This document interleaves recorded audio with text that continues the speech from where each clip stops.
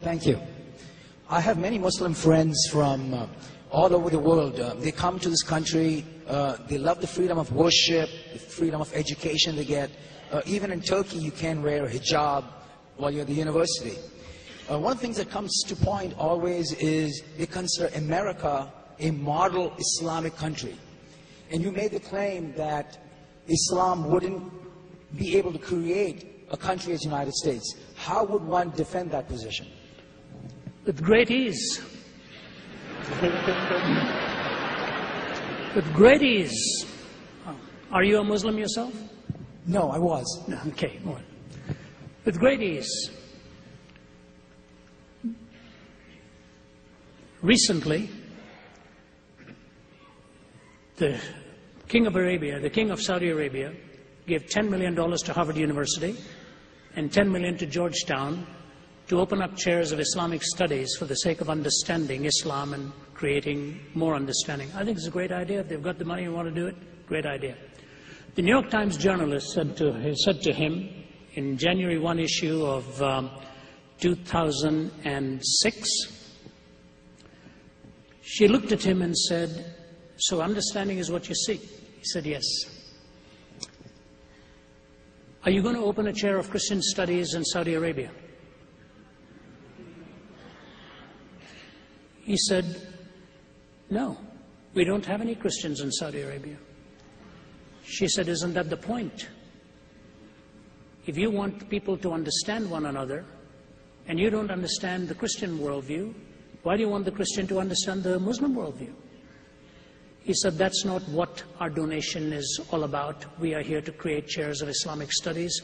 Harvard took it, Georgetown took it, they've got chairs of Islamic studies. Where we are at Oxford is the Oxford Center for Islamic Studies, one of the greatest, of which Prince Charles is a patron." Fair enough.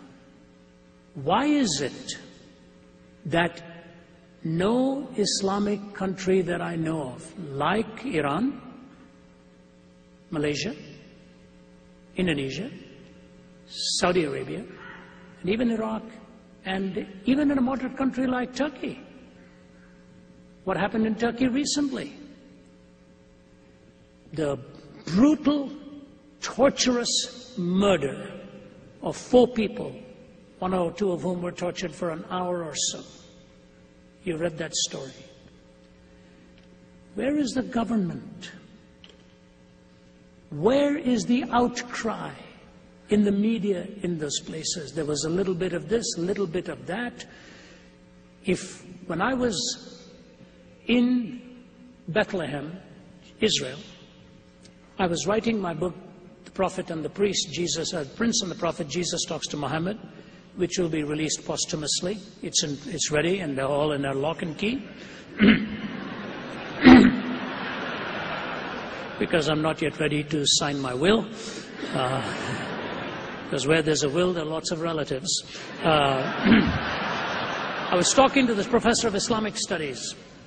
It's a candid conversation, and I spent some time with the Grand Mufti. My videographer, Bob Tigert, who's here managing all of this, he was with me.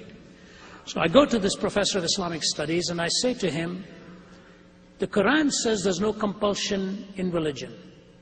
He said, "That is correct." I said, "If your daughter," I pointed to his daughter's picture on the desk there, I said, "if she became a Christian, what would you do?" He didn't bat an eyelid. He looked at me and said, "I'd kill her." I said, "You'd kill her?" He said, "Yes." I said, "You would personally kill your daughter?" He said, "Let me put it this way.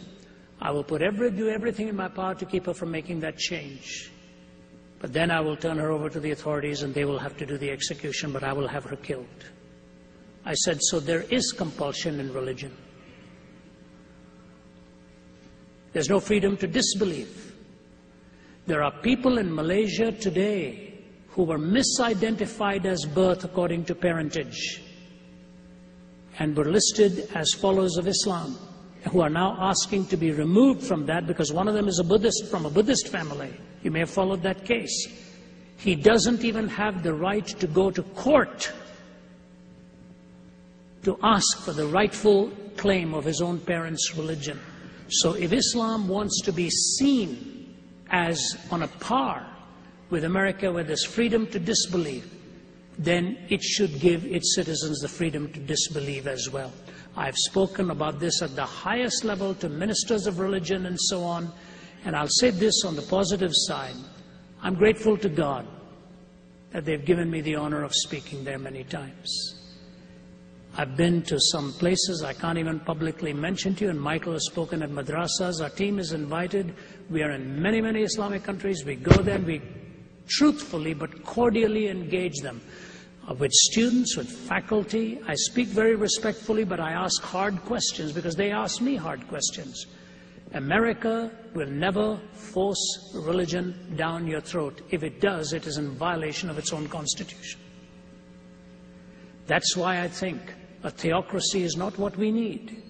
We need the freedom for the Christian to be a Christian. My question to the academy is, why do you allow the legitimation of any other legitimizing any other belief system, but you delegitimize Christianity on the campus? That is a prejudice.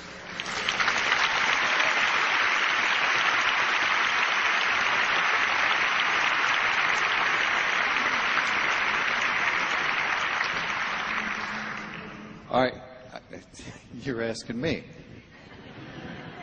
You're the ones that have to go to work tomorrow in school. Let's take two more. Let's take two more then. Two more? Yep. Yes, sir.